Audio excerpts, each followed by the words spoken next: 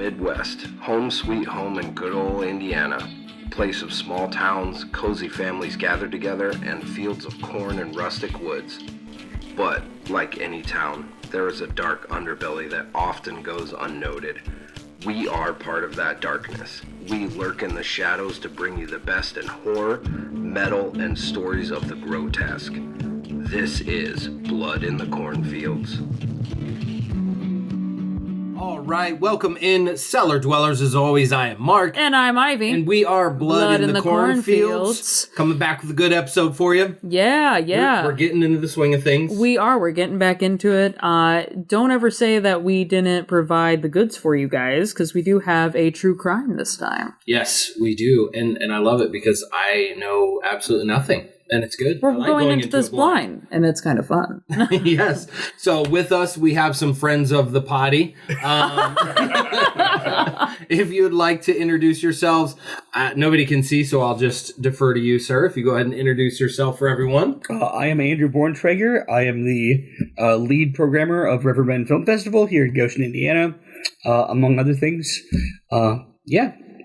Also a resident cult expert, I suppose. I'll say you're kind of a historian. That's when you were on here before. Mm-hmm. Absolutely. And I'm Adrian Sharp, local eccentric, your best nightmare, and local color cult expert when it comes to color and spicing up the story. Yes, Let's specify colors spicing up the story. Yes, Like, yes, like the color commentator. Yeah. Like the color commentator. Yeah. Well, it's the color and the straight, Mm-hmm. and in comedy where there's the straight man and then there's the color. So. And I am the very straight. Yes. I really wish I would have said that a different way, but You can't take it back. Yes, ladies, I'm the very straight. It's already out. Awesome. Well, we don't know how you want to take it, so we're going to kind of give you the reins. Yeah, I know you guys got another interesting cult for us. Indiana cult, too. Yes. Okay, first of all, I mean, I have hesitations calling this a cult. So Okay. let's just say that, Sure. straight up. A flock of people. Yes, a flock of people, yes. So we will be talking about the First Baptist Church of Hammond this evening. Okay. So this church was a part of the Independent Fundamental Baptist megachurch in Hammond, Indiana. So help us out in layman's terms. That's a conference, right? Well, to call it a denomination is very difficult because it is by its very nature, they have no hierarchy outside of their own independent Baptist church. So if you go between different ones, they will have completely different doctrines. Right. There are specific things that tend to unite them, one of which being that they are King James Version only. Okay. And they will say that other versions, depending on which group you're talking to, other versions of the Bible are either insufficient or they are completely demonic. So, for example, who we'll be talking about today, this group said that if you did not follow the King James Bible, you were not capable of salvation. Oh, wow. Which is, I believe, according to the Bible. Which is, it's a lot of self-referential stuff. The interesting thing, though, is that they will talk about the 1611 version of that was authorized by King James, and they'll say that it is the inerrant word of God. The 1611 version of the King James Bible included the Apocrypha. So there was a moment there earlier where I thought that fundamentalist Baptists included the Apocrypha in their scripture. No, because it's inconvenient. So it's only when it's convenient is it scripture. Also, they were very big on eating pork, that sort of thing too. So anyway, yeah. Interesting, huh? And before we get into this, I just want everyone to know, big trigger warning, there's going to be a lot of talk about abusing very, very small children. That's why I have a drink. And yes, please drink up. Because that's fine. This is going to be a ride. All right. Originally, this church was founded in 1887 by Alan Hill, and nobody really cares about the time between 1887 and 1959. 12 people at the original service. They met in a hotel room. Okay, all right, there's that. I care. You care? The details I really don't. The devil's in the details. Paints a picture. It's all very boring until Jack Hyles gets involved in 1959. Okay. So he becomes the pastor of this. It's one of the biggest mega churches in the U.S. During the 70s. And also, its big claim to fame was massive Sunday school attendance. Right? Okay. Largest in the world, he claimed. It also operated a number of social services, a lot of ministries, two of which were K through 12 schools. Okay. One of them was called the City Baptist Schools, and that was for children who were on the bus route of the school or of the church, which means these were inner city kids. Sure. And then there's the Hammond Baptist Schools.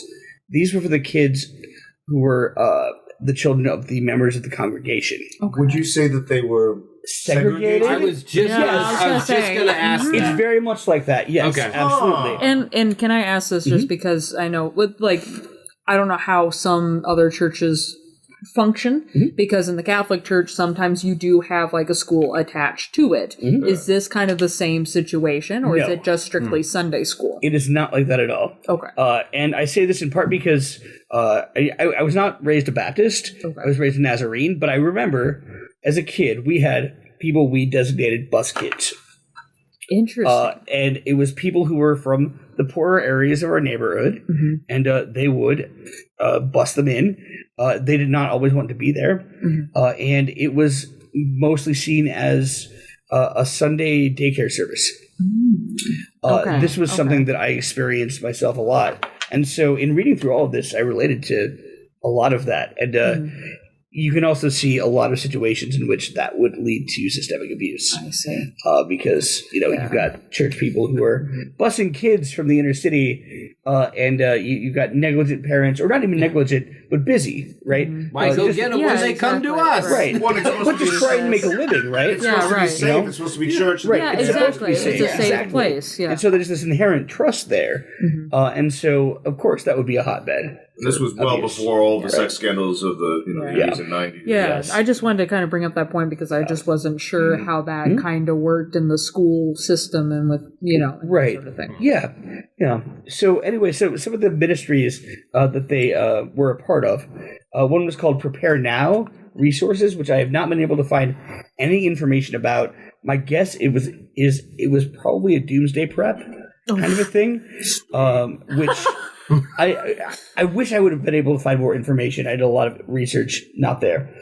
Fundamental Baptist Missions International, Hammond Baptist Schools, City Baptist Schools, as we had both mentioned, Chicago Baptist Academy, which I think is the more Chicago version of the Chicagoland areas, probably inner city kids.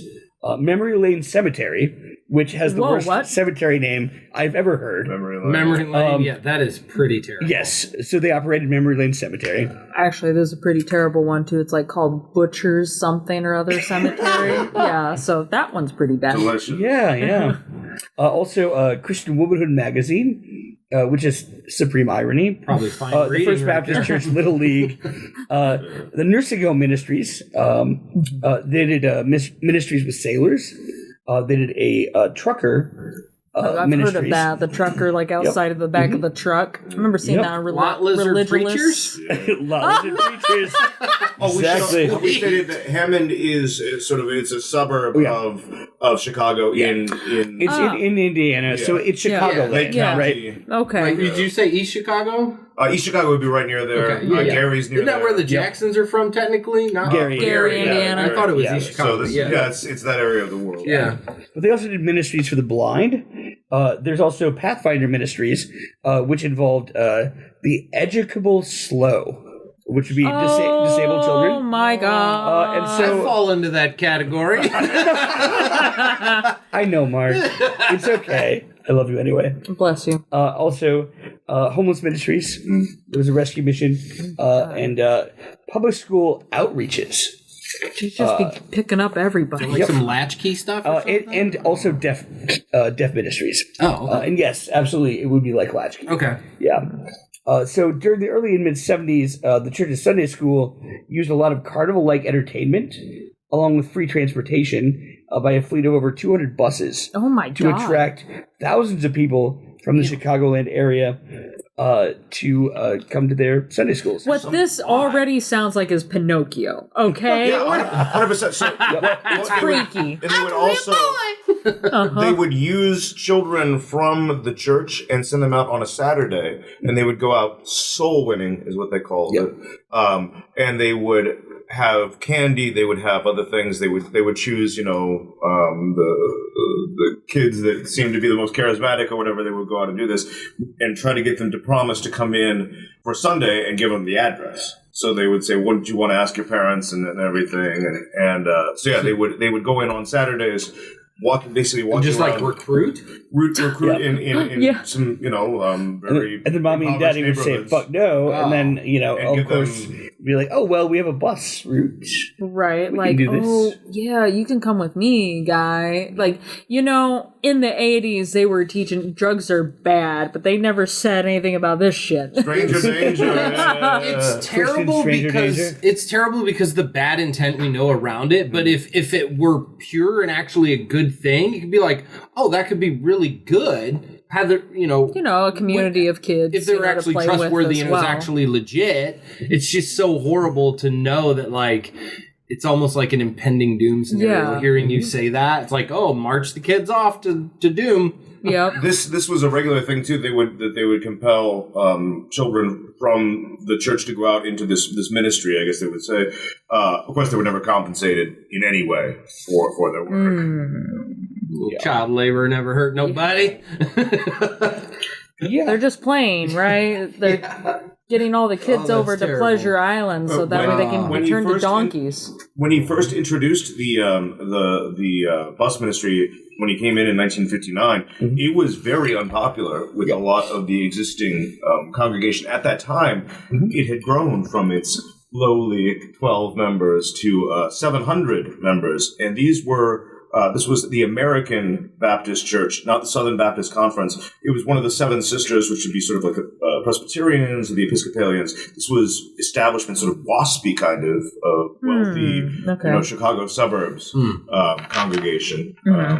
And when he was bringing these things in, it was definitely shaking things up. Also, his preaching style was so different from what they were accustomed to, very stilted, very like he was very fire and brimstone, in a very thick Texas accent, which they did not like. Yeah. So it knocked about 300 people out of the church at that point. Wow. And 300 was a drop in the bucket. Well, at that time they had 700, so it split it, but Right. it grew very, very quickly. After that. Yeah, no, absolutely. So, I mean, I guess at this point we kind of have to transition into talking about, who are the major players, right? So, we obviously Jack Hyles being the first one. So, I get, all right, no, let's just go chronologically. So, 1989, right? The Biblical Evangelist published a story called The Saddest Story We Ever Published. So, this story accused Jack Hyles of sex scandals, financial misappropriation, and also doctrinal errors, as they called it. So the doctrinal errors, of course, being, whatever evangelical things they thought Hyles was not in line with. The sex scandals, however, the first big one, was Hyles being accused of having a decades-long affair with his secretary, Jenny Nishik. I believe he used the term "sexy-tary." Yes, secretary. No. Yes. I hope So- so. That's how that was on her application. So The sexy. he had been having an affair. Yeah. He'd been having an affair with the wife of one of his deacons, and Along with the secretary? No. she is the wow. secretary. Oh, she is the secretary. Oh, okay. yes. It's like, oh, wow. Okay, She he's is got the two. secretary. Okay. Jack Hyles also served as their marriage counselor. Ah, That's cool. convenient. I know, right? That's cool. So he told he told Jenny's Balls wife. on this man. How did he sit down? I have no idea. He told Jenny's wife. He had to feel so empowered, like, He was the bull, I'm sorry, I said Jenny's wife. He told Jenny's husband, Jack did, Sure. that he should segregate himself from his wife for a while. Oh, yeah. And live in a different part of the house. Yeah. Like maybe the basement. Oh, And so as per Hyles' advice, her husband lived in the basement for many years.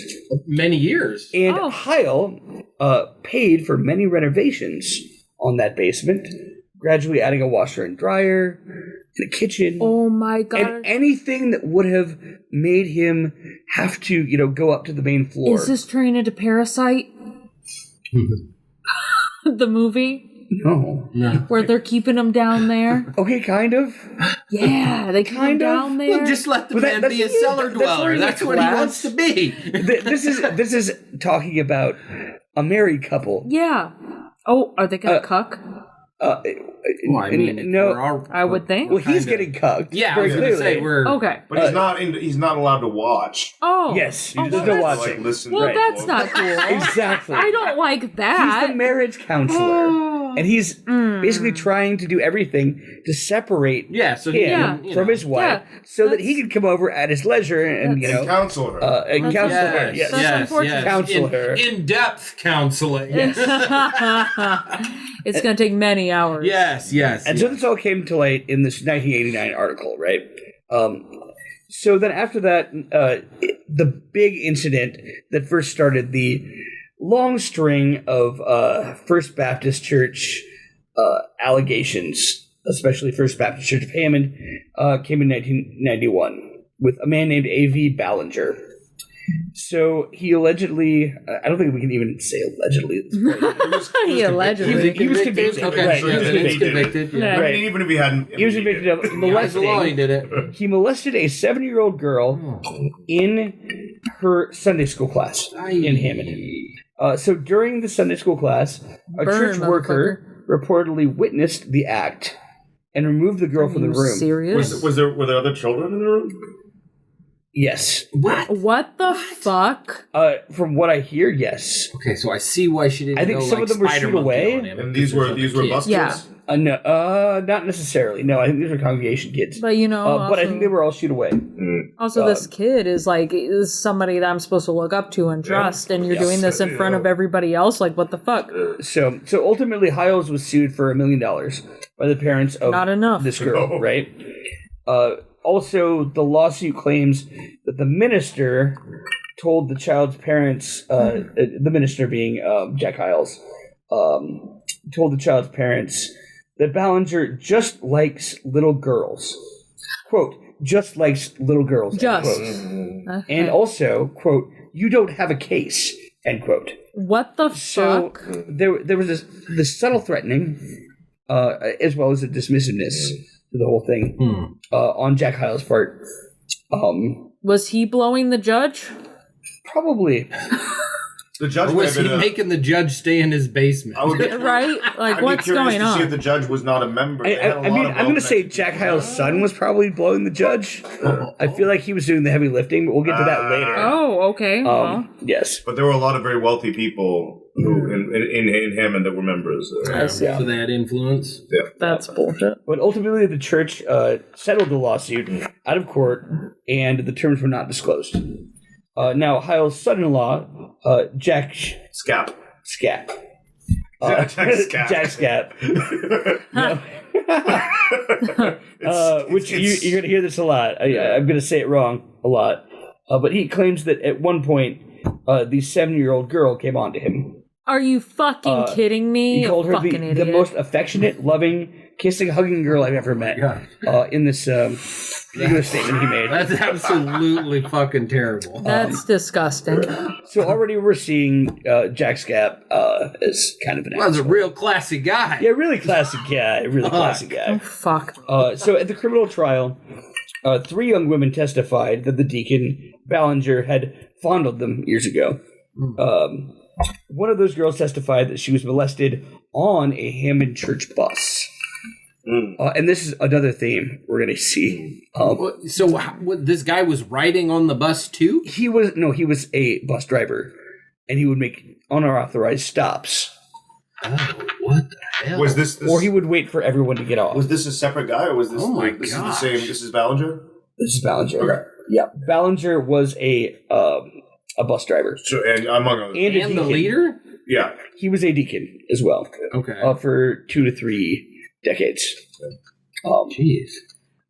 So at the criminal trial, So then also a former security officer at the church testified that he saw Ballinger fondle a young girl in 78 or 79 in a Sunday school room after he was called to the room by a female teacher who didn't know what to do. And finally, in 1993, Ballinger was sentenced to 5 years in prison. Okay, so hold on. Whoa. So there's a teacher that says, "Security, I need you to come here." This guy is fondling this little child. Yes. And that security guard I put myself in this situation. Yeah. Mm-hmm. One of us is coming out, and it's He going to didn't be do me. anything. Like He did nothing until the trial. I would gladly catch assault charges. Was he in on it? Holy shit! He might have been. I can't speak to whether he was in on it or He not. might have But, been part of it. True. Okay, I didn't think about that. Security. Yeah. Okay. Yeah. Wow. I didn't think about that. I'm just thinking. But at least I would good on kick him the for living shit out of this. At least good on him for Right. testifying.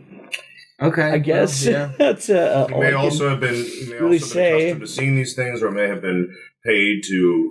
That doesn't I didn't say that he was excuse moral. any of- Nobody yeah. said he was moral. That's my Like, fault it in doesn't coming at it excuse any of thinking this that. shit, but That's wow. So to go on, the weekend after the actual conviction of Ballinger, right, when he was found guilty for all these charges, and before his sentencing, which I think there was about a 2-year gap, Ballinger that very weekend resumed his church bus route.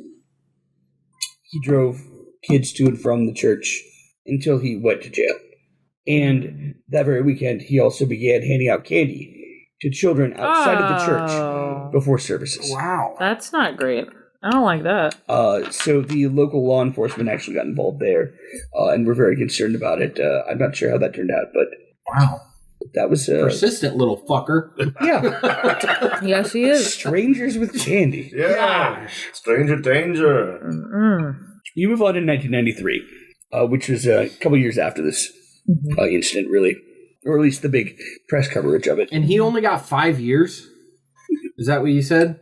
Let's see. They're very good lawyers. Like, yeah, what the fuck? Yep, 5 years in prison. Yep, and I'm sure he was released early.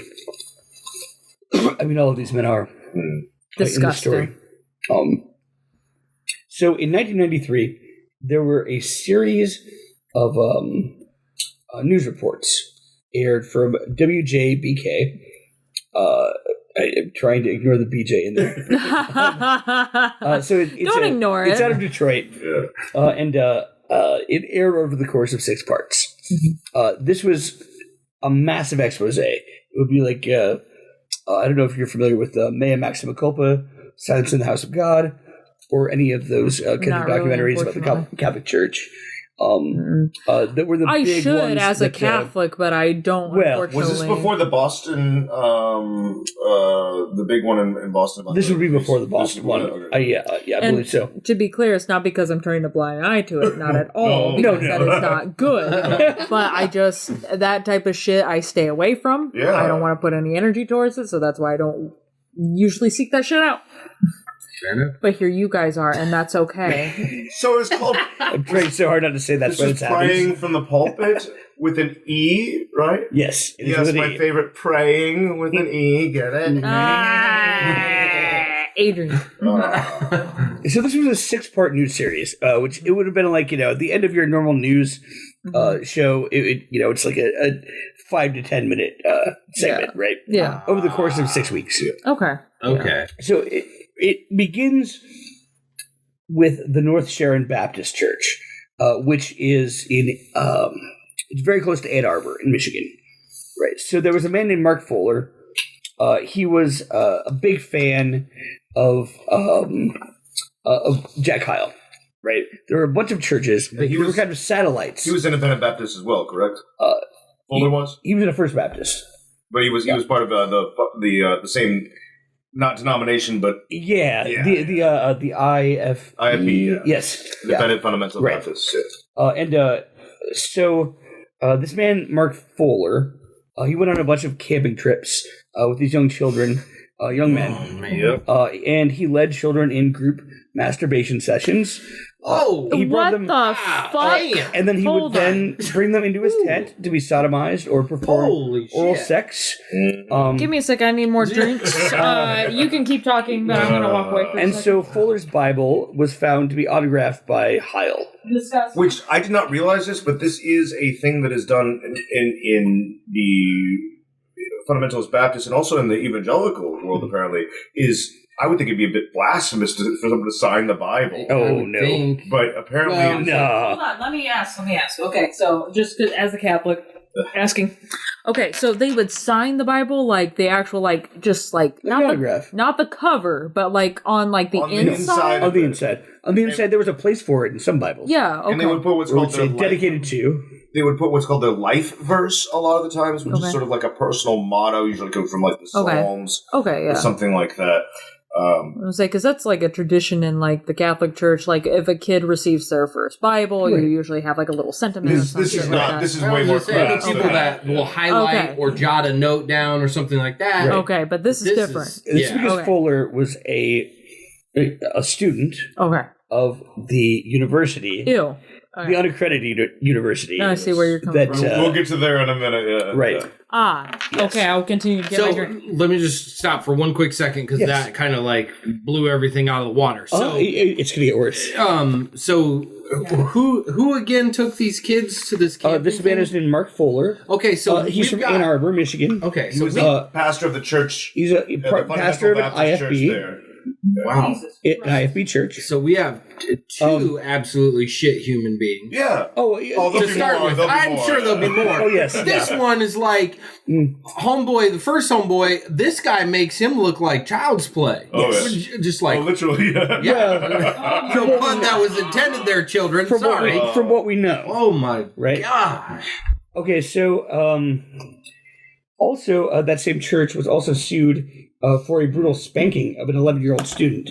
What is a brutal spanking exactly? So what happened was there was a kid who he was out of line apparently, and one pastor held him down by his throat at the playground shit. up against the equipment, while two other pastors brutally assaulted him. Oh my god. These belts, I think these are the belts. Paddles. Paddles. They actually had paddles. Yes. I'm an equal opportunity ass whooper, so like, where is the mom or the dad? Like, Nowhere. I hate this. man. I do not have a drink strong enough for any of this shit. My So- missus ain't the fighter, but I sure am. I would beat the fucking shit out of somebody. So Yeah. a big part of why Same.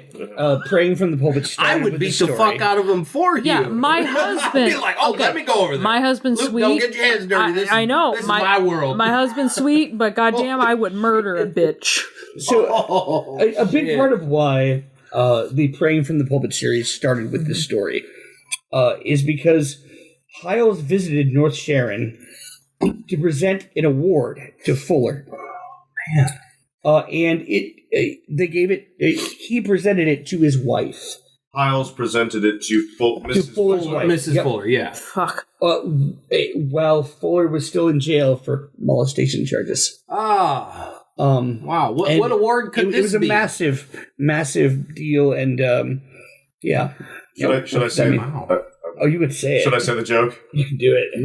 Let's hit. Was it the Golden Binky? Award? Oh God! I can't roll my heart. Oh God! You have to break the tension. You gotta. Thank you.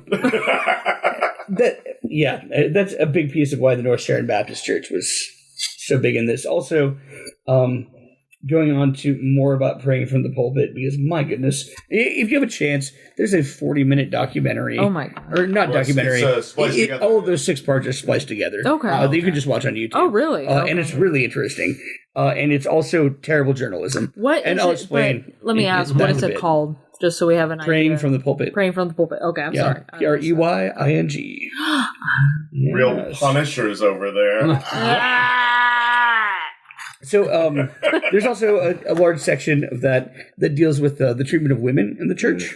And there's a very particular sermon where Hyles is having this pastoral conference, right? He's got all these pastors that he's invited from all over the U.S. and he takes this little girl, he puts her next to the pulpit, and he compares the body of a young girl to a holy temple, and uses her as a visual aid. He then talks about the priest entering the holy temple.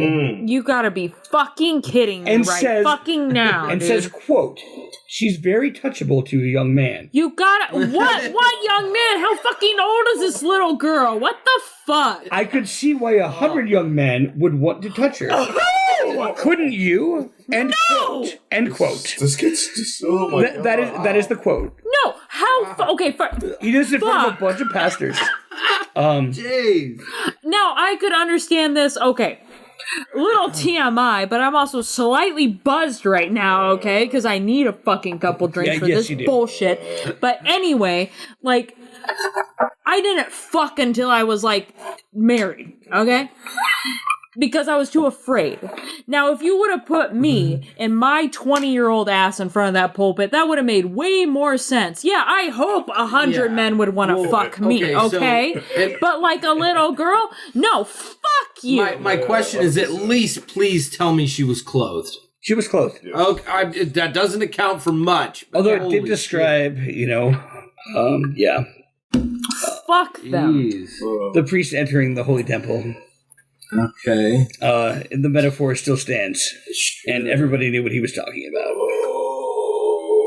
Okay. All right. Well, that's not fun. I hate that. So midway through the series, praying from the pulpit aired, there were also claims made that there was an organized phone campaign to discredit and provoke the news station, and they claimed it was led by Hyles. Right? It was a huge thing. They got thousands and thousands of reports from people saying, "Oh, what you're saying is BS. It's all a bunch of lies, whatever." But here's the real problem with praying from the pulpit. It was terrible journalism. All of these things may be true, but it was tainted by so many weird, sensationalized things. So, for example, the minute that North Sharon Baptist is referred to, it's called one of 7 churches connected to Hammond Baptist that have felt the shame of child molestation. The other churches being in California, Virginia, Texas, etc. So there was a man named Earl Reeves in San Diego who was convicted of child molestation. In St. Petersburg, Virginia, there's a pastor who served time for having sex with 11 young girls from his congregation.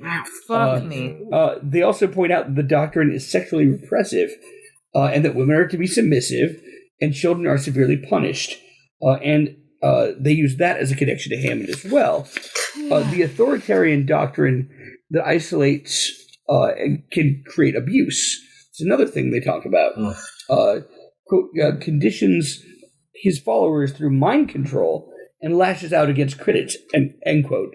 They talk about that. So using the word mind control, one person they interview calls the church a, quote, banquet for pedophiles, end quote.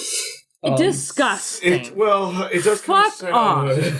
And so you have 150 days of sodom my ass. Fuck off. 150. Is it 150 or is it 200? Oh. Help me out. I haven't read this book in I don't a think the while. numbers are coming in yet. It's okay. What is that? We'll have to talk to Marquis de Sade. The numbers aren't in yet. Yes, exactly. Fuck the Marquis de Sade, but I do like that book so far. So, but basically, they take all of these Baptist churches. The IFB is really disconnected, right? And they kind of roll them all into one. Yeah. And all say that, it's Jack Hyles' fault. Yeah. And it's very strange the way they do this. And at the same time, like, to me, what it really says is these particular scenarios lend themselves very well to this kind of molestation or abuse of power happening. Attract a certain type of personality. But they tried to portray it as though he was some sort of mafia boss that was like an Epstein kind of character before Epstein. And so when we talked about paddles earlier, right? Yeah. So they likened that to let's see. Is it like the actual quote from the show is, quote, another religious leader became famous for using special paddles and strict discipline on children. His name was David Koresh. End quote. Oh, and this is right around that time. Wow. So they just Wow. fluctuated Holy with that, shit. right? And there's a lot of anecdotes where they compare him to Jim Jones. Yeah. And like they try to make his church look like a compound because it has armed guards around him. Yeah. Yeah, okay. But nobody's living there. Nobody's doing the same kind of communal things. To my knowledge, though, I just want to be very clear on this. Jack Hyles was never himself accused of impropriety with minors. Is that correct? Actually, Because I know the pajama story from. Excuse me? That sounds bad. Pajamas? This may need to be if we want to do a two-parter. No, it's fine. You can keep going. no, actually, no. Not that I know of. Yeah, so maybe we'll just leave it. What I should say That's is okay. he got away with. So his 5 years His, never happened. No. Jack Hyles was not ever actually formally accused. Oh, okay. But With minors. Okay. Ballinger was. Ballinger was sentenced to 5 years in federal prison. We're talking, sorry, because I'm horrible with names. The child circle jerk campsite? Is that who we're talking about? No. So Okay. that's the thing. I'm so sorry. I didn't know how else to describe I know. it. No, it's fine. Campsite? No, that was the North Sharon Baptist Church. Okay, all right. Where he In Ann gave Arbor. an award Yeah. to the Okay, man. well, who- that guy was in jail. That's why I was asking. Yeah. Right. I was like, wait, hold on. I know. It jumps There's across. a lot. And that's a part of the point I'm trying to make. Yeah, it is a that this lot. particular documentary, it shed light on tons of abuse. Mm-hmm. And it also was terrible journalism. Yeah. It was awful journalism. Well, and I think that's really irresponsible. And definitely- I think it's Yeah. horrifying. We're gonna have to check this out because where do they jump around a lot? well, they did jump around a lot. Yeah, and actually we'll talk about that with Okay. Jack Hyles' son. All right. So we also have a lot of mention of this city near a desert region of the United States. They don't actually talk about where it is, Okay. particularly. This was a Hammond trained pastor, so he had been to the Hammond University, and he had made a 10-year-old named Bobby strip and get into a confined water tank with a boa constrictor. Yeah. What? It was the What the baptismal. The baptismal font was the. It was the baptismal font. Excuse me, but why with the restricted and the they- snake? And they turned out the lights. I'd be gone. What's I'd be going gone. on? As a 10-year-old, I'd be gone. Okay. Yeah, if it were me in a tank Let me. with snake, that would be hot because something could happen. But there was no But if consent. but This was a punishment. I understand. I'm saying because it's a And it's a kid, 10-year-old. this is not okay. This is obviously not okay. But for me as a consenting adult, that sounds great. Sorry. Oh my god. Are you okay? Anyway, so also the same child was punished by this pastor by putting hot peppers up his anus, What the fuck? Like you do. What? and also taking a large glass object and taking the child's penis and putting the large glass object on top of it What the and then fuck? pushing against it. Poor baby. So Kind of yeah. like the Jackass tug of war. Did y'all ever see that? I did not. And they clamp Yeah. it in the glass and they pull. Yeah. That's horrible. I'm That not poor relaying this to a baby. child. That I'm was just Johnny saying. Knoxville. Yes, It was crazy. That was an Yeah. adult. But oh my gosh, this And so as another example of how What the fuck is wrong with these fucking they idiots? blindside me. I would never think of Why would you something like ever that. do that to a kid? This like makes no fucking Fraternity, sense. like weird fraternity hazing thing. Yeah, right? What the fuck? And why the same kid? What's wrong with him? he was being unruly. Bart Simpson unruly or what? No. He was probably swearing or Good for him. That's what every little looking at 10-year-old some boy child should be the wrong doing. way, right? Who owned the boa constrictor? That's what Yeah, I'd like to okay, know. that's the other thing. yeah, Yeah, that- where the that was fuck a- did they get this from? That was a friend of the pastor. Oh, okay. Yeah. Oh, he It was owned Jake what the he Snake just- Roberts in town, and here, have my boa constrictor. Yeah, From the zoo. we're gonna show that little fuck what for, I guess. I don't know. So one of the people who witnessed some of the abuses in this, I don't call it docu-series, but whatever, the series of news reports praying up from the pulpit describes encountering Bobby many years later. And this is really sensationalized and really weird, but it says he found him playing with a G.I. Joe doll. And then there's a big gong noise, followed by, he thinks Bobby has lost his mind. Excuse I'm really confused what's going on. I'm sorry. Yeah, I am too. Like what? Okay, so Bobby is the kid. Yes. Snake boy. Snake boy. Okay. Thank you. Sorry. I thought Bobby was the abuser, so I was very confused. No, Okay. he's not the abuser. Okay. No, Sorry, guys. One of the people who witnessed I've been through a lot today, okay? A lot of trauma, and this on top of it has been, and alcohol has been really crazy, okay? Yeah.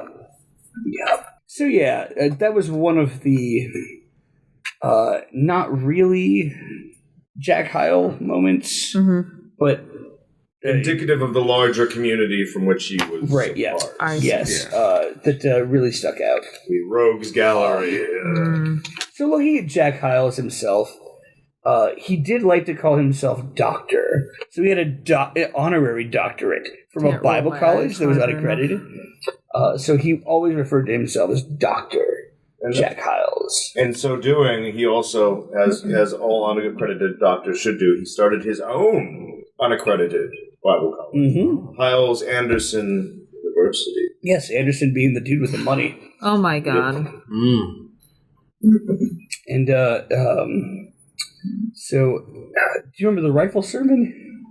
What? The rifle sermon. Rifle sermon. I don't know that. I was going to say some of the Hyles poison? Anderson things. The poison one is good too. Oh my god, this so. Yes. Whoa, what? There's so Okay, many. you need to spill these. All right. So there was once story. once a sermon where he came in. Jack Hyles came in with a rifle, and he talked about the enemies of his ministry, and warned people about how the enemies of his ministry would be dealt with this way.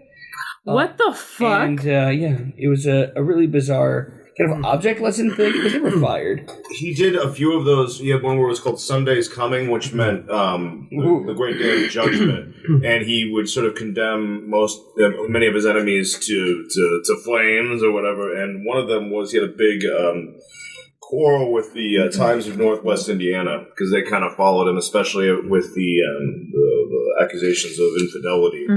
They tended to stay with him longer than others would, and keep him kind of in the news. And he hated them, so he was. And when he's like, "Oh, enjoy your time. The Sunday's coming." Actually, if we could find that, that would be Okay. yeah. Nice. Okay. I read the last chapter. Yeah, old smutty face. You having a pretty good time in Matthew 23 or Luke 23. You having a pretty good time in 1993. But praise God, Sunday's coming. I said Sunday's coming. I said Sunday's coming. Hallelujah, Sunday's going to come. Would you like to talk about the poison sermon? Yes. So this was Yes, you would. within 10 years of the Jonestown massacre.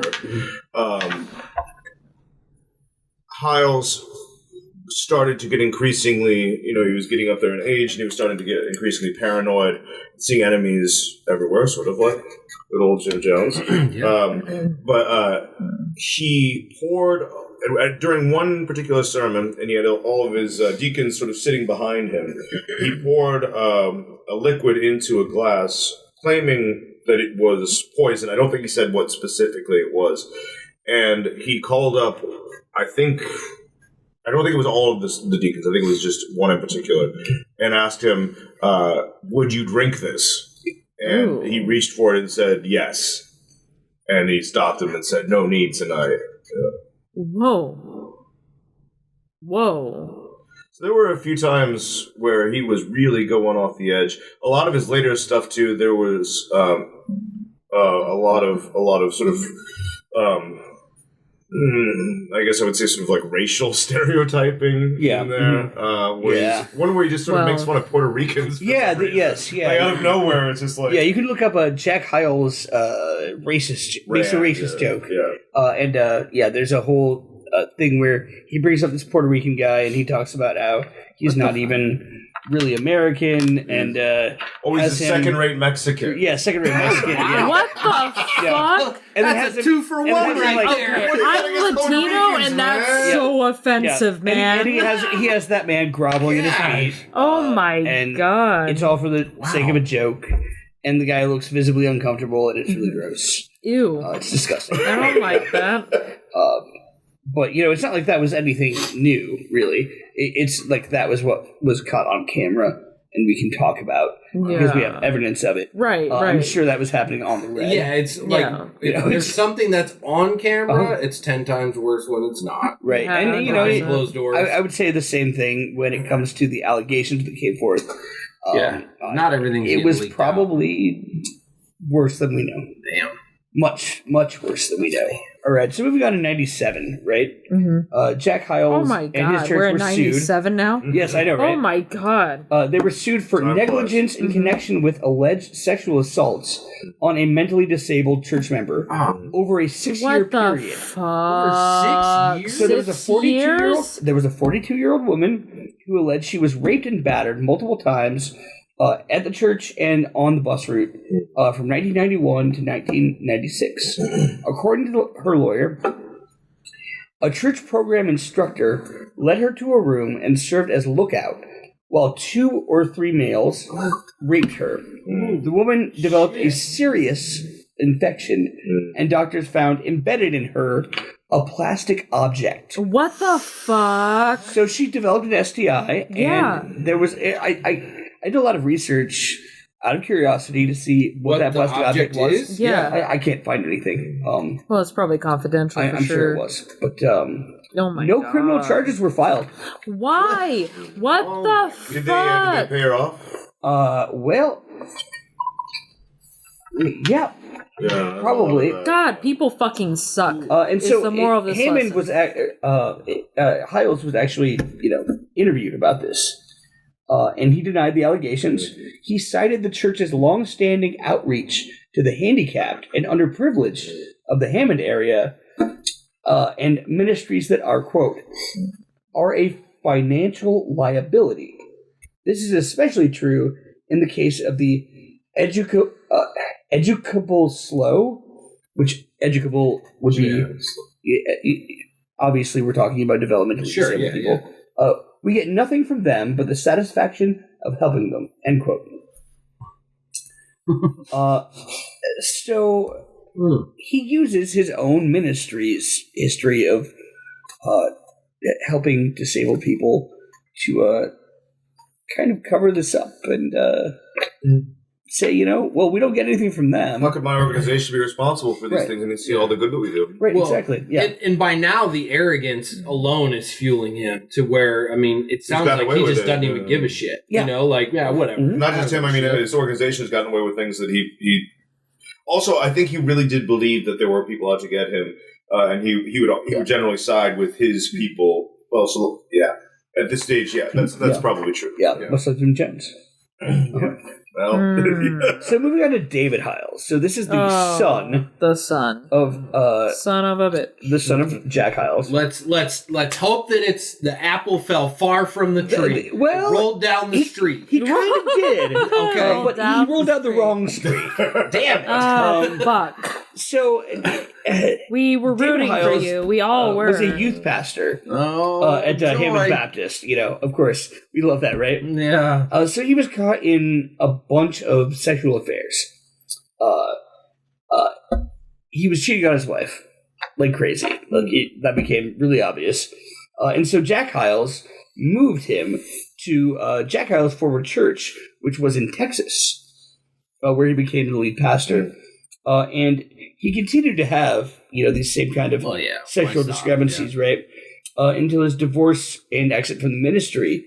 And he was fired after photos were found of him having sex with a deacon's daughter. When that happened, 18? 18? No. I'm sure She not. was not 18? I'm sure not. No. Was she older than 18? Was she Yeah, I older know. than 18? No, she was under. She was I under. wasn't even hoping for 18. I was No, hoping no. for 20s at But least. there were people who were both over and under 18, who 14 to 15 women who came forward at that time, Jeez. all believing that they were the only ones that David Hyles was cheating on his wife with. That's got to get tricky. Yeah. 14? There's a delicate dance. There's a recorded phone conversation that his wife did not know he was recording that says there was almost a war when all of these women found out. Because they all thought they were the only one. What, he was proud of it? I don't think he was proud of it. Somehow people got a hold of the footage. Okay, so I thought you were saying, like, he was saying, He oh, was- it's a war, like, they're all fighting fighting over for me. me. Oh. Well, at the same time, yes. Actually, now, thinking about what's about to come, yes, I'm going to say, yeah, he was probably proud of it.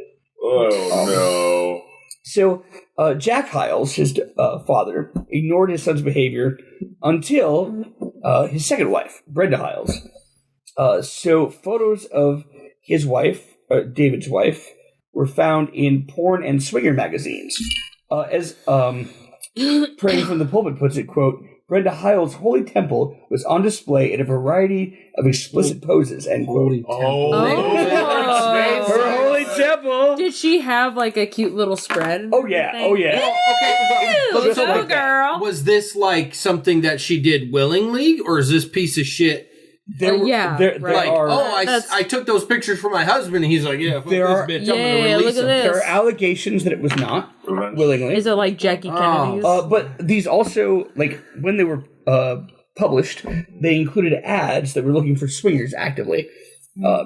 And so this led to a whole thing where David and Brenda were having group sexcapades. So the husband They're and wife orgies. were actually, because a lot of times, Okay. well, that's a cover for a guy but- cheating. Is like, Yeah. oh yeah, I'm a swinger, and then it's Yeah. just bullshit. Yeah. Until he can just go bang So a bunch of chicks. Brenda was a part of this.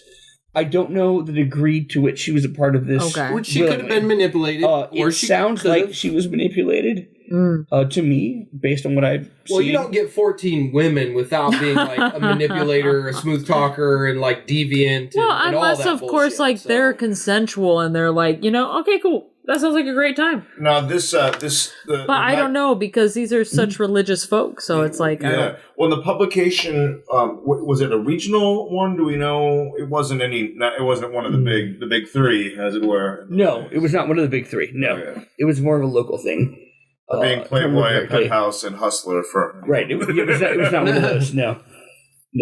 But they began having these orgies, essentially, swinger orgies with congregation members.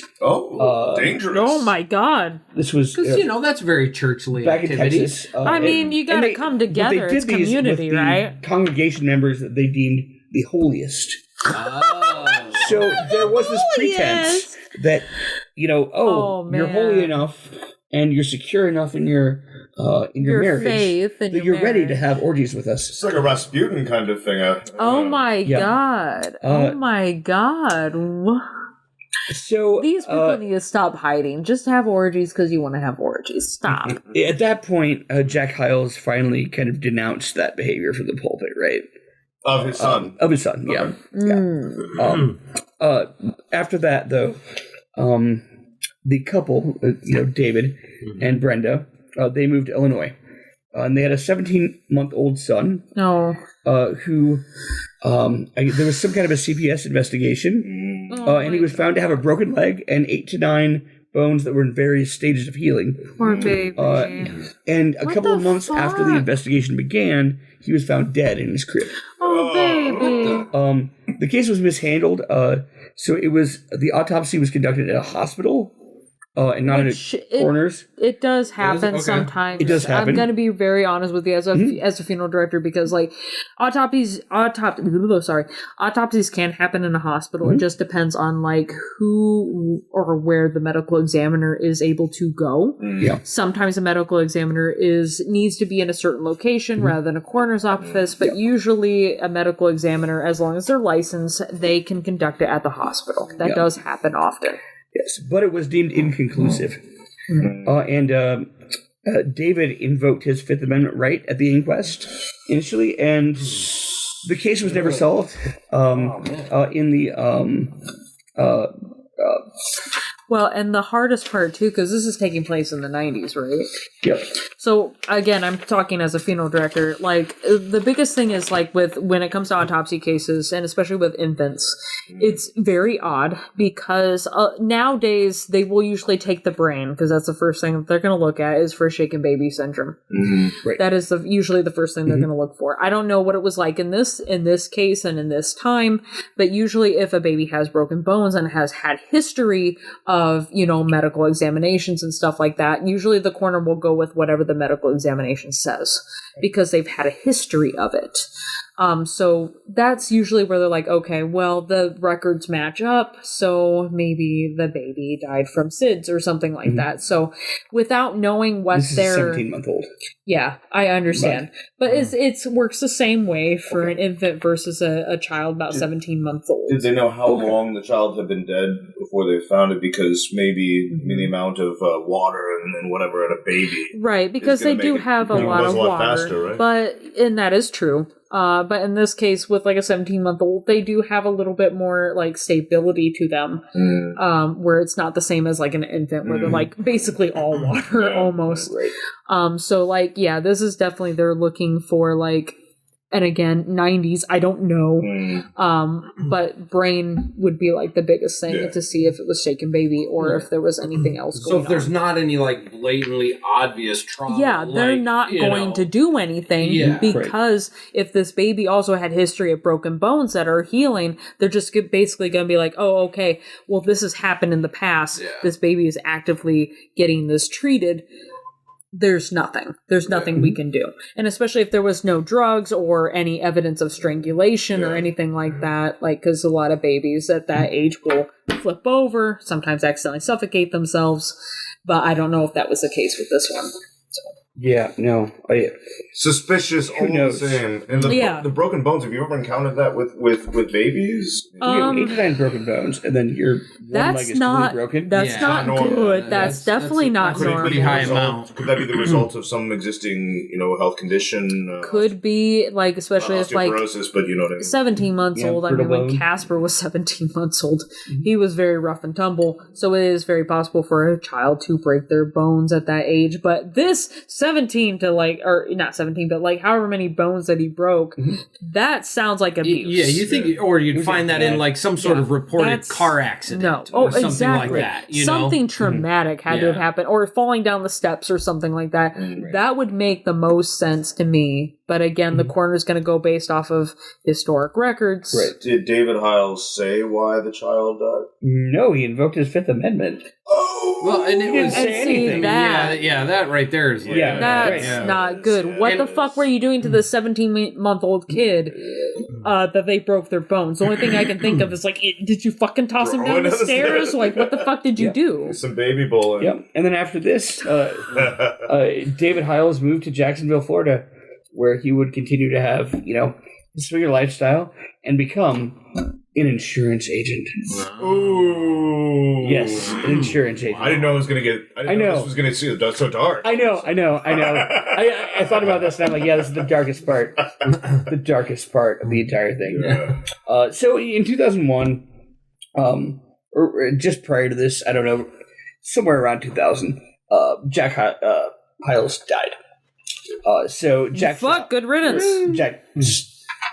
Jack what? Hyles? No, not Hyles. Scap. Okay. I'm sorry. I'm afraid to say the name. I'm not going to say it right. Well, Hyles... Okay, so Hyles died in January of 01. It was a series of heart attacks. I'm sure that he took great care. I mean, with a physique like this man, if you ever have I'm sure he took great care of himself. Yes. So he shed his mortal coil. But before he had done that, he had chosen his successor, that being, of course, Jack Scap. You know him. You love him. He's yours. Because I'm a Scap man. He's kind of a Scap man. So that man has his own history. God, there's a lot of it. But the biggest, cliff notes here, in 2012, he was arrested for engaging in sexual relations with a 16-year-old member of his congregation. Man. So this incident came to light because he was using a church-issued cell phone, and someone else noticed some explicit text messages, first involving grooming, and then eventually involving, nude photos and things like that. Oh so he told the girl that he was giving her spiritual guidance, That's so and gross. also that their relationship was sanctioned by God. Oh, okay. Whatever. Oh, okay. You didn't say that, but I'm sorry. I didn't realize it. I know, I right? didn't Yeah, read that yeah, one exactly. in the right. Bible. That must have been a chapter I missed. Yeah, shit. Pastor Scaff says it, so I mean, it must be. Yeah. That must be I true. mean, you start with the grooming, and then, of course, like in his office, they would kiss, and eventually in his office, they would have sex. And so, because she was 16, and the age of consent in Indiana was 16, Oh, couldn't fuck. be prosecuted in Indiana. So, a U.S. District Court charged him with transporting a minor So- across state lines for sexual purposes. Okay, but let me ask you this just because it is a genuine question. Okay, so I don't know what the Indiana state laws were back then, but I do remember because. Sorry, guys, you're going to know another TMI thing about me. When I was in high school, I would have been about 16. I was dating someone who was 21. My parents knew about it and were okay with it. They gave consent for it. So would this have applied here for Indiana state law? Where, like, if the parents knew about it, were The they parental okay with consent it? thing, I'm not sure about the law. Yeah, I So that's why I'm not sure about. Statutory rape is 16 Did the parents 16 know birthday. about it? I guess. I don't think the parents knew about I'm this not at saying all. it's right at all. I'm gonna just definitely curious. say the parents did not know about Okay. this. I This was was just not like curious. he just shopped and not snapped, Scap. Scap man. Jack Scap.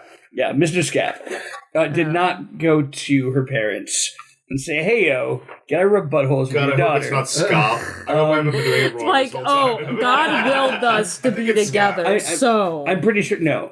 okay, I just this wasn't this sure. Was during private counseling sessions. Okay, I just Yeah, wasn't it sounds sure. awfully sneaky that it doesn't Yeah. seem like Right. it would I be just wasn't kosher. sure if like Indianapolis or like weird Indiana laws would be like, oh yeah, No, because with no. kid parental consent, fuck all that other shit. No. They no. probably wouldn't want it that way either. I mean, a lot of this is the excitement and the rush that they get from potentially possibly getting caught, even though they don't ever want to, but that is Yeah. a big part of it. I It's a get big that. part of the control and all that. So And I'm it's assuming also- that they wouldn't want that. It's also just the I am big spiritual master. Oh, I can do what the a fudge I narcissistic. They're want. just feeding their personality and their ego. Yeah. But ultimately, he was sentenced to 12 years in prison for sex with a minor. For transporting a minor. No, he was Oh. he was charged with that, Okay. and then eventually it went. When it comes to sentencing, he was sentenced for sex with a minor, Okay. and he was released early in 2022. Jesus Christ, he's still alive? He's still here? Oh yes, Ew. he's still among us. Gross. In the Hoosier State, probably, too. Yes, probably. Oh. Yeah. Good. So again, this was in 2012. Right around that time, of course, Scap was let go as lead pastor, and a quarter of their church staff were let go. Which I don't know what that says. I don't know if those were the people who knew stuff. I was gonna say, I don't know sounds if it like was cleaning a house. strictly financial thing. I don't know anything about that, but that is just a thing. Yeah. A quarter of them were let go. And we don't know what their numbers are currently. No. The last recorded one, I believe, that was easily accessible was, I think it was at the time of Hyles' death, and it was something like 30,000. Yeah, something like that. Yeah. And the died at about 40,000, I think, and that was in the 70s.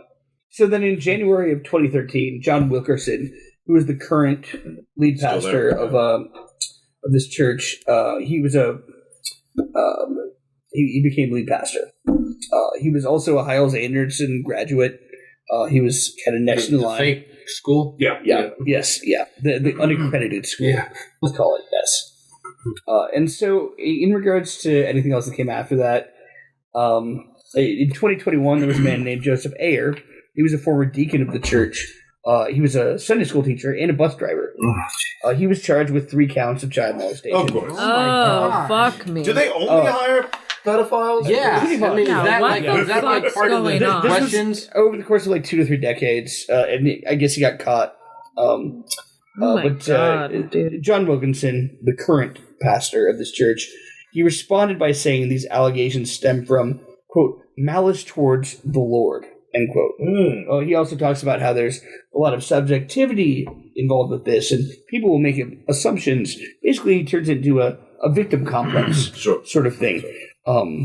He's very, very lukewarm in his response to all of it, and doesn't say anything about the victims in his apology. So he's continuing on the great tradition of Hammond Baptist. Oh my God, dude. Is he still busting And that's where kids in? that's where we are today. Holy shit. Are the bus Yes. lines still going? Yes, they are. Yes. They're not at the same scale, Yeah. of course. Yeah, I'd hope But not. yeah. Oh my God. So there you go. Okay. Thank you so- for taking us down there. Yeah. Rahul. Yeah. You're welcome. Yeah. It just kind of sheds a light onto, like, you know, it's almost like an umbrella of pedophiles. It's like I keep, as you're describing, I It see said this family banquet of tree pedophiles. of just like, holy shit, you know? And it's like that shit, it doesn't just randomly happen. You know, like you can't roll the dice and pop up 6 pedophiles in a row. So, like that But at the shit same was, time, you can that create shit an was environment taught. where it is. Oh, Right. yeah. Well, that was and- taught. That was Definitely, because shown. there's all no of that. way that like this guy who birthed this kid, who's also an asshole, didn't have all this happening in front of his kid, and is like, oh yeah, it's okay, you can be this way with no repercussions. Well, and then Covering for people, covering Yeah. for it, and actively, paying money out so that it would not come to light. and the Right. thing that really sucks too is it's like not only are these people's lives ruined, yeah, but if statistically, if you kind of check it out, the percentage for repeat behavior in young sex victims, it does get returned to the favor Right. in life at a decent percentage. So, I mean, this tree has probably been muddled down to unspeakable, unthinkable. and unfortunately, there's a lot of people that are abused that sometimes, from experience, not me, but other people that usually side with the abuser at some yes. point, Yeah, much Stockholm, later on. Absolutely. Maybe, but also like they might seek therapy. Some of them do, some of them don't, but some of them that even do seek therapy sometimes take a backward step because more trauma, or they feel like they owe it to whoever their abuser is, that sort of thing. They Or the feel abuser gaslit it so much that they would say, "Oh, it wasn't that. Or it was something else. It wasn't, that wasn't abused." Yeah, That's part of the manipulation. That's how they stay in the shadows so long. Yeah. definitely They'll make you think it's your fault. And the worst part of this all is, religion. Yeah. And, I'm still Catholic and I understand all the bad things that have happened in Catholicism. Do I stand with that? Obviously not. That is not who I am. I do not like that. I do not condone it. Why I'm Catholic is for other reasons that we won't talk about on this right now. But regardless, it's more so just look at the power that they feel like they hold. And that they think they can get away with because it's God's will, or what they condemn, or what they believe is God's will. Fuck you guys. Well, the level of trust that is put onto them, and That especially, yeah. to be invested with that level of trust is remarkable, and maybe it should not be done, even in the best of circumstances. Yeah. It definitely makes you evaluate, like, who can you trust in this case, Well, religious you look or at- not, all right, but, You look at the difference between the evangelical church and the Catholic Church in this scenario, right? The Catholic Church is able to do this in part because it has political sovereignty, Absolutely. and And a you look solid interior hierarchy as well. yes, exactly. yes. Yep. And so you look at the Protestant version of this, and this is only one branch of the Protestant version of this, because I'm sure it happens in many other branches too. This is also an example of those corrupt people becoming or gaining power. Yeah, absolutely. They And- gain power because they gain trust. I look at this as Christian nationalism forming throughout the 50s through now and becoming what it is now. And I see it as becoming a playground in the same way that the Catholic Church has had that same playground for many years. Right. I can see that. When you look at, I mean, I don't want to get political, but current administration. Absolutely. And Christian nationalism in general. And I guess that's all I'll say about that. No. But I mean, personally, I've experienced some things related to this. Yeah. And honestly, it was a little triggering going through some of this research because there were a lot of things that really brought back a lot of memories for me. Being a Nazarene, I was not a Baptist, but there were a lot of similarities. And I look at, for example, the way the families were treated. My family was blackmailed after my own personal assault at the hands of a pastor. Oh my God, I'm sorry. And, we were blackmailed into silence. What the fuck? I told you about this. No, I don't know if you have. Oh, well, we'll talk about it. Okay. I mean, Holy I'll name fuck. names on the air. I don't care. It's old enough, but Gosh. I'm sorry. but it's it's fun. It's not fun. It's terrible. No, yeah, But it's yeah, not fun. exactly. And it's fun. I have a therapist, but I look at things like this and I'm like, yep, this is exactly the kind of power structure that allowed this to happen. And I wonder what the alternative is.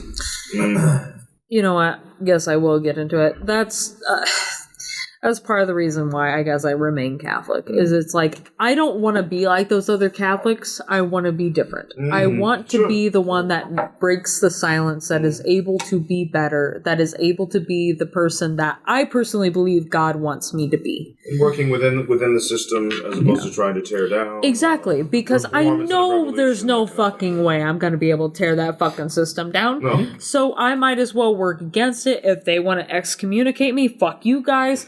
You know, it's whatever. I guess I'll go to you, Adrian. Adrian, I'll convert. Okay? Go Greek. I will.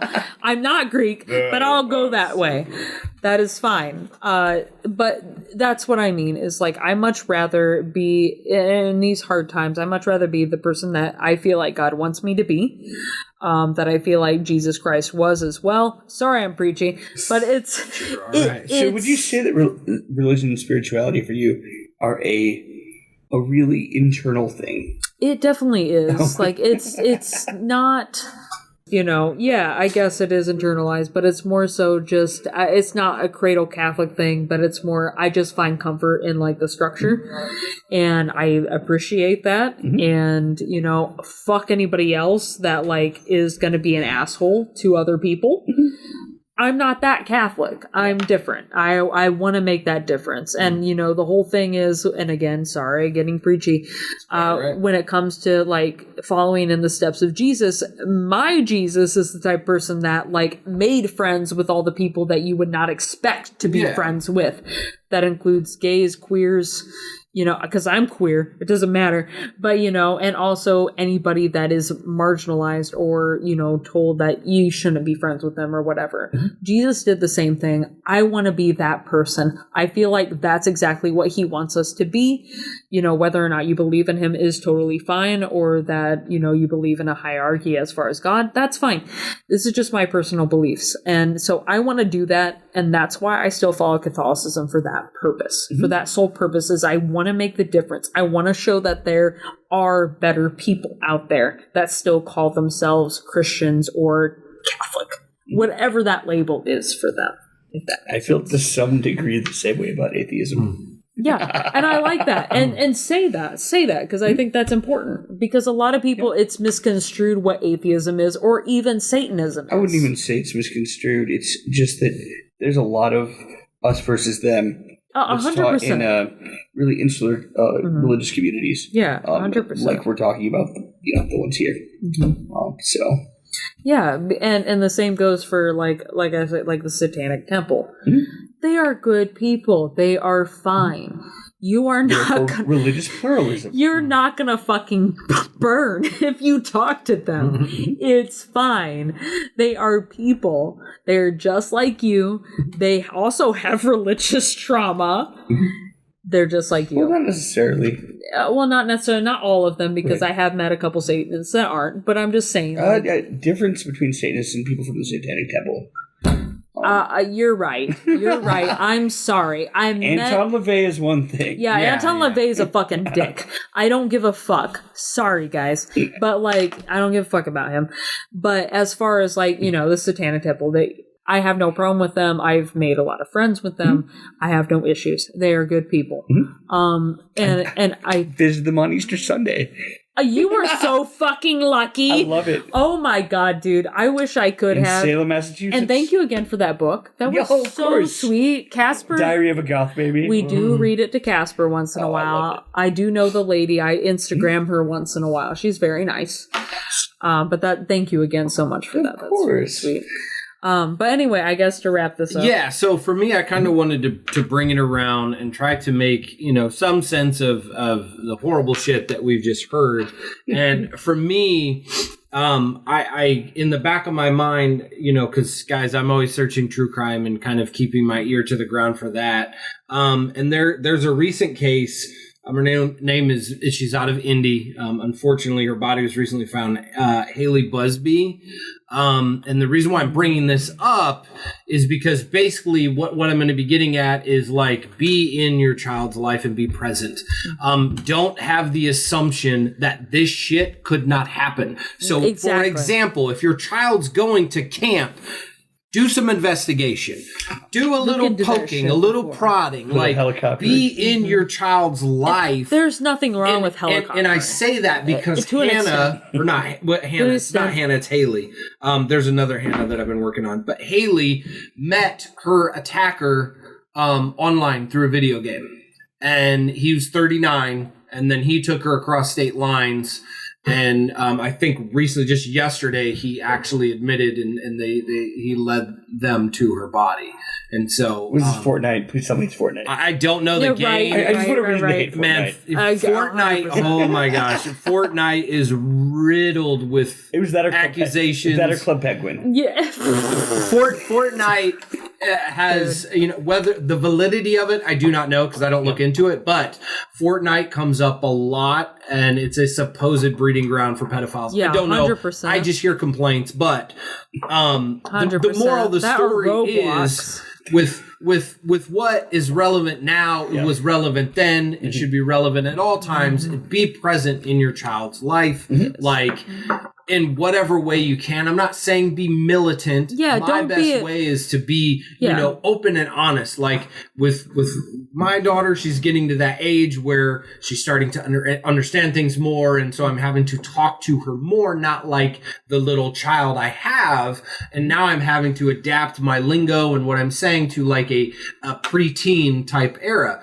And, you know, I just would encourage everyone to be present. I know I'm repeating myself in their child's life in No, but whatever it's way important. that is, because a lot of this shit may not have happened or was brought to light because I would like to think that there were some proactive parents out there.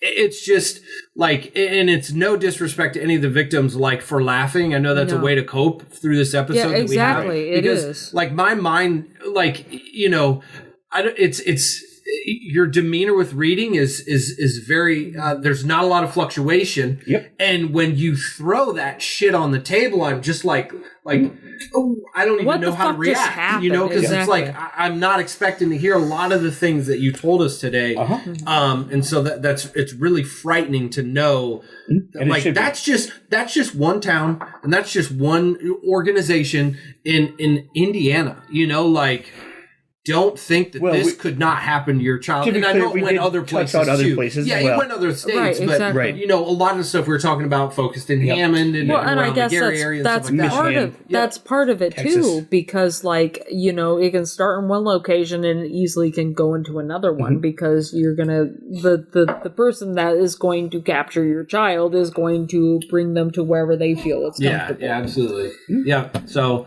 you know, just again, we need to be looking out for each each other. Parents, be looking out for your kids. So, with that being said, yep. Look out for each other, and good night, cellar dwellers. Bye-bye. Yeah. Bye. Yeah. There you go. I got no clever voices.